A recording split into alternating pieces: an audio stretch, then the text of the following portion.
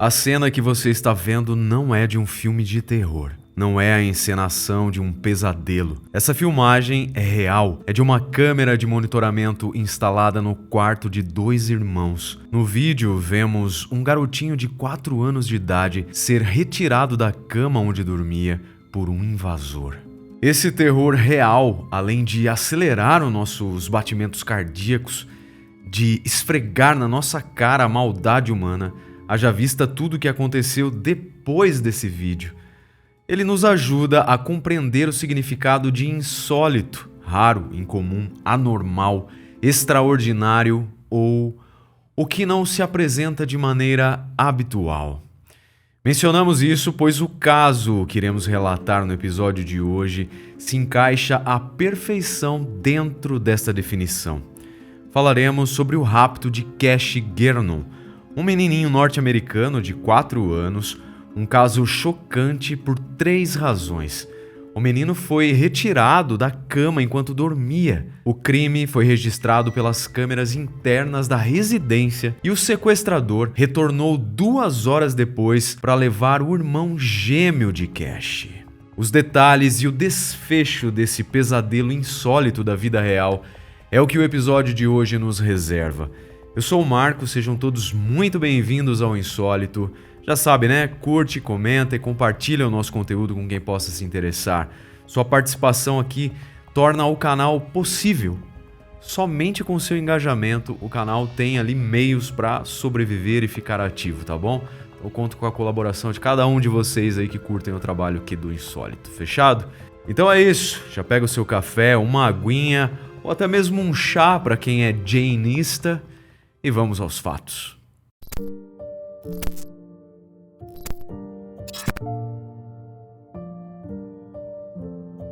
Cash e Carter Gernon, os gêmeos protagonistas da nossa história, são filhos de Trevor Gernon e Melinda Seagroves. Porém, quando o episódio do sequestro se desenrolou, o casal estava separado, então os meninos moravam com uma terceira pessoa, uma mulher de nome Monica Sherrod, uma ex-namorada de Trevor. Podemos imaginar então que Cash e Carter já haviam passado por várias turbulências emocionais, se é que podemos dizer assim, e mudanças nas suas vidas, apesar de tão novinhos. Falamos isso porque o Sr. Trevor Gernon, o pai dos gêmeos, saiu, ou melhor dizendo, ele fugiu da cidade de Dallas, abandonando os filhos, depois de ser ordenado por um tribunal a ir para uma reabilitação. Esse relato foi feito aos investigadores da polícia e à imprensa também pela Mônica, a mulher, que estava criando os filhos do ex-namorado. Para os afoitos empáticos, no entanto, fica aqui um breve parêntese. Muita calma nessa hora talvez, pois soube-se depois que a mulher também tinha lá uma história criminal, incluindo detenções por uso e tráfico de entorpecentes e também agressão. No entanto, parece que com os garotos corria tudo bem, mas a verdade mesmo é que infelizmente todos esses detalhes não estão presentes nas fontes que relatam o caso.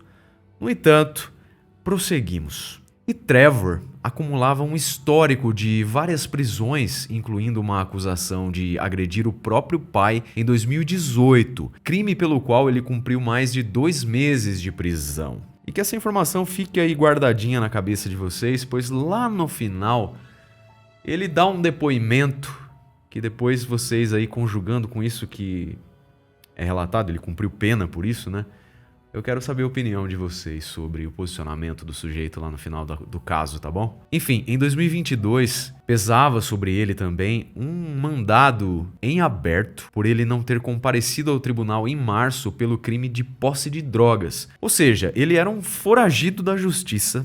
Sobre a mãe biológica das crianças, também não sabemos muita coisa. Sabemos apenas o nome dela e também a informação de que ela morava na cidade de Houston, distante mais ou menos 385 quilômetros de Dallas, onde os filhos estavam vivendo. Gestações gemelares são encantadoras e raras. No Brasil, por exemplo, as gestações únicas correspondem a 97,7% dos casos, ao passo que gravidezes de gêmeos são 2,1% dos casos.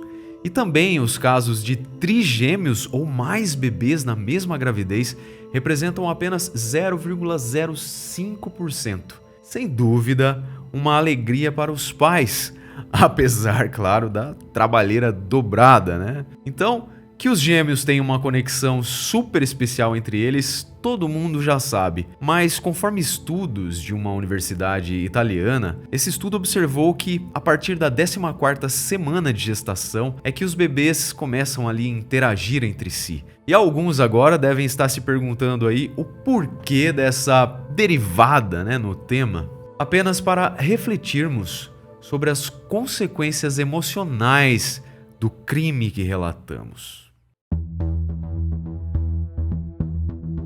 Pois bem, foi por volta das 5 horas da manhã de 15 de maio de 2021, quando os irmãos Cash e Carter dormiam juntos na mesma cama, que um invasor entrou no quarto deles e pegou Cash no colo e o raptou. São muito assustadoras as imagens do jovem afro-americano levando o menino. Mônica declarou depois ao jornal Daily Mail que quando ela acordou e foi verificar as crianças, ela percebeu a ausência do Cash. Naturalmente, ela ficou apreensiva, mas iniciou ali as buscas dentro da própria casa, onde ela esperava encontrar o menino escondido de repente em algum lugar. Quando ela entendeu que ele realmente estava desaparecido, foi então o momento de verificar as câmeras de segurança do imóvel e ter certeza de que Cash tinha sido sequestrado, pois o vídeo da madrugada mostrava alguém tirando o bebê da cama às 5h15. E foi nesse momento então que o assunto se transformou em um caso de polícia.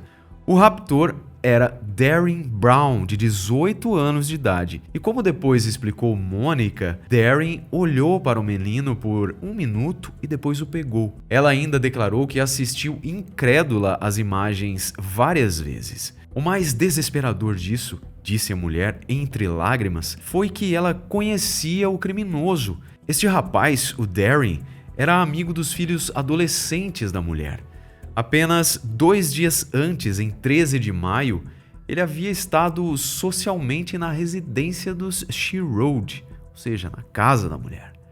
Lamentavelmente, uma vizinha que estava ali fazendo seu Cooper às 6 da manhã, por volta das 6 da manhã, acabou encontrando o corpo do bebezinho esfaqueado, do menino Cash Guerno. 4 anos, galera. A criança estava mergulhada em uma poça de sangue a cerca de 8 quarteirões da casa onde ele vivia. A mulher, que é professora e mãe de 3 filhos, antes de se aproximar, pensou que talvez fosse um cachorro atropelado ali na rua. Então, ela usou o celular para conversar com um parente e descreveu aquela situação que ela disse estranha. Porém, ao chegar mais perto, ela percebeu que era a forma de um corpo de uma criança. Nesse instante, então, muito nervosa, ela imediatamente ligou para o serviço de emergência, o 911. Os paramédicos, então, pediram que ela verificasse se havia sinais de vida na criança. Pediram a ela para ir até o corpo dele, e tocá-lo. Pois, caso o menino ainda estivesse vivo, ela seria instruída ali, a tentar salvar a vida dele com algum tipo de procedimento. Contudo, mais tarde ela explicou: ele estava morto. Vi formigas rastejando pelos pés descalços e ele tinha sangue no rosto. Ele não tinha sapatos, meias, camisa, nada disso. Ele estava só de cueca e bermudinha. Eu fico lembrando daquelas formigas na sola dos pés daquele bebê. Nas palavras dela ainda, eu comecei a gritar quando vi que ele não estava apenas inconsciente. E nunca vou esquecer das formigas rastejando por seus pezinhos descalços.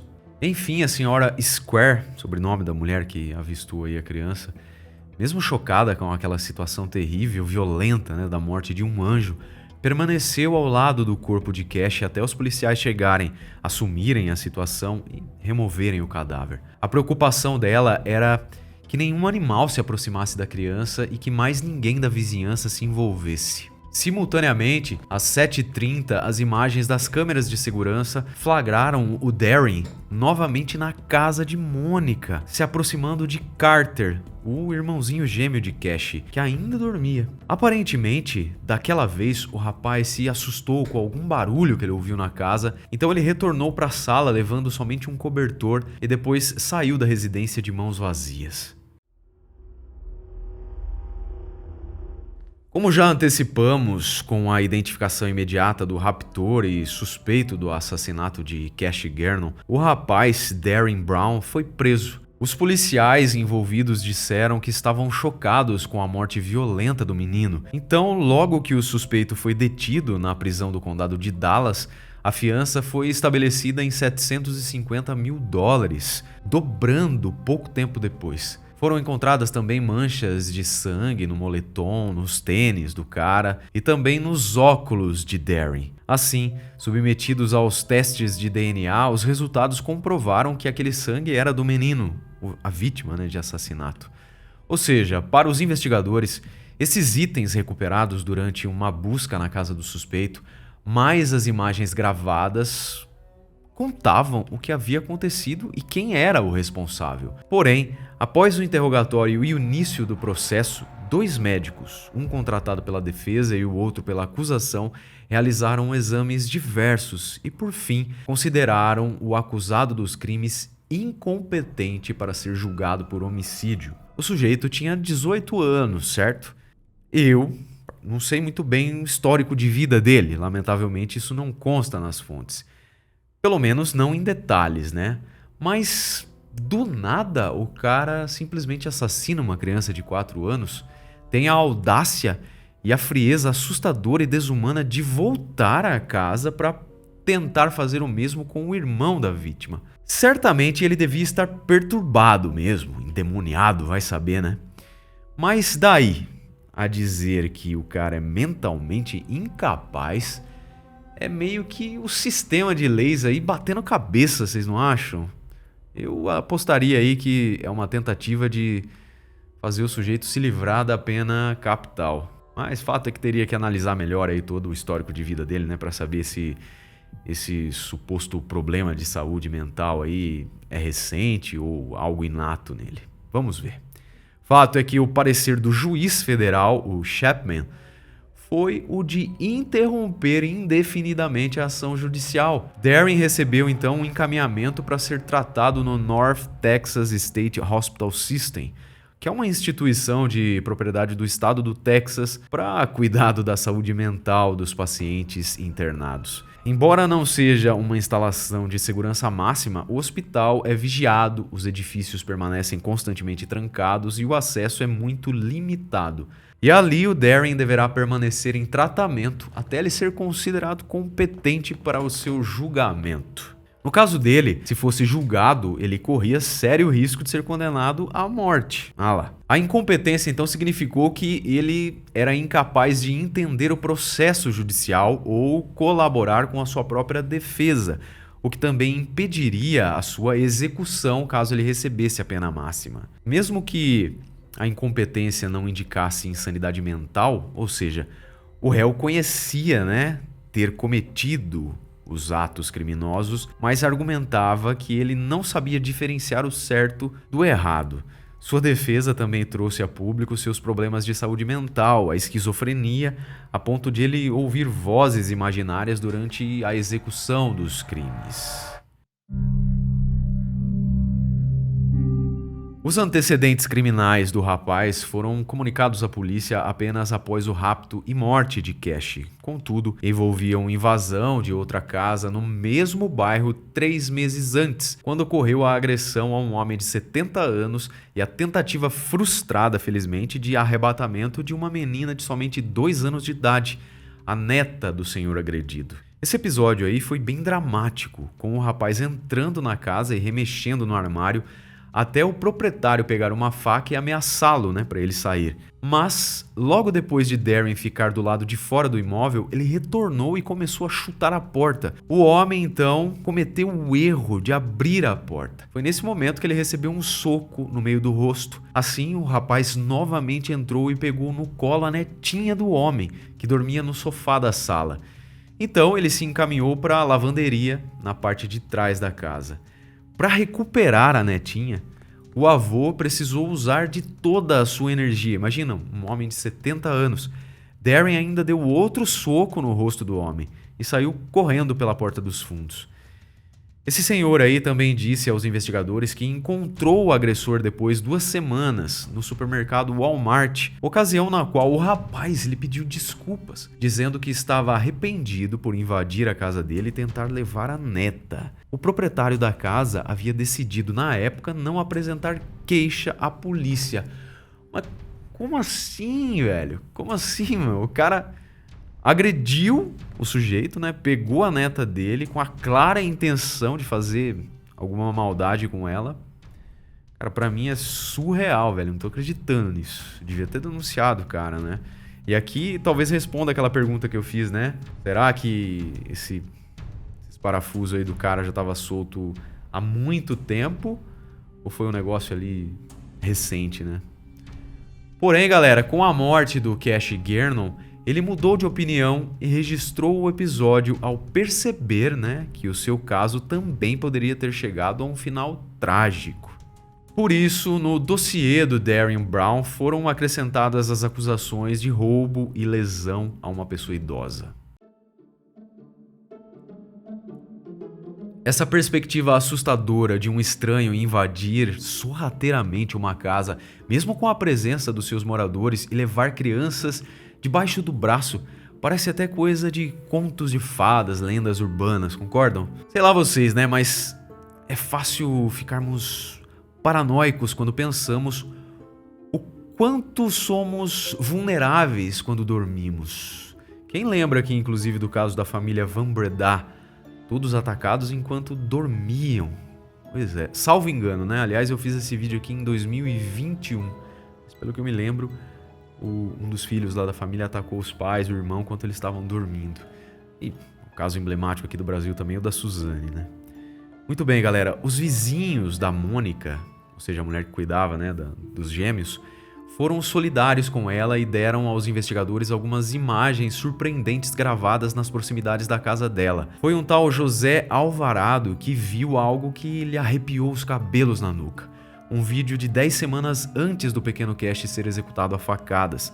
As imagens são do assassino Darren Brown descendo a rua, abrindo o portão do quintal de Alvarado e espiando antes de ir embora rapidamente. Segundo ele, nas palavras dele, foi assustador porque tenho 2 filhos, uma menina e um menino, e eles jogam basquete no quintal. Ou seja, o que compreendemos com isso tudo é que Darren certamente planejava atacar uma criança, e ele rondou por toda aquela vizinhança ali sem demonstrar qualquer pudor, sem medo ali de ensaiar o seu crime.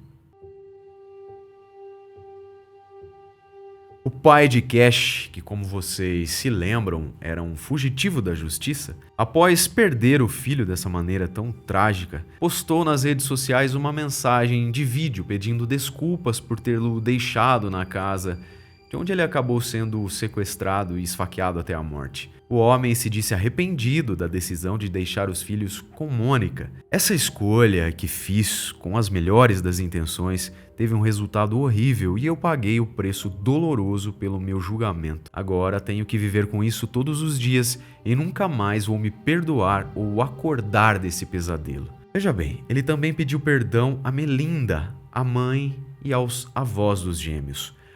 Porém, ele concluiu o seu recado alegando que agora temia pela própria vida, uma vez que a comunidade estava mais interessada em vê-lo preso do que lamentar a perda do seu filho. Carter, o irmão gêmeo, que também correu risco de morte, agora está sob a guarda da mãe. Com certeza sua vida mudou drasticamente, né? E vai mudar, né? Com a ausência do seu companheiro de vida, seu gêmeo. Aí, por que será que a mãe não ficou com os garotos logo que o pai fugiu, não é? Como disse, não encontramos nada sobre ela muito substancial, mas fica o questionamento, uma vez que depois que a desgraça aconteceu, ela acabou ficando com o irmão sobrevivente. Sobre o pai, na minha percepção, o cara escreveu aquilo, aliás, fez aquele vídeo ali, né, como uma manifestação de puro remorso, é bem verdade, mas logo em sequência ali, em seguida, no mesmo depoimento, ele mostra talvez o seu lado verdadeiro, né? Quando ele se mostra preocupado com o seu próprio brioco, né? Mais preocupado com isso do que com a perda do filho. Sei lá, pra mim soou assim como uma declaração meio... Enfim, eu posso estar enganado, tá? Mas eu quero saber o que você acha. Já sobre o assassino, galera, eu espero que apareça um juiz aí suficientemente macho pra mandá-lo pro lugar certo. Espero que vocês tenham apreciado o nosso trabalho de hoje. Antes de encerrar, quero mandar um abraço para Andréa Santos, Gabriela Cardoso e também para Carla Bittelbrum. É assim que pronuncia seu sobrenome, Carla? Todos os membros aqui do canal e também a todos os inscritos, meu muito obrigado pela companhia. Espero vê-los no próximo episódio. Um beijo do Ruivo.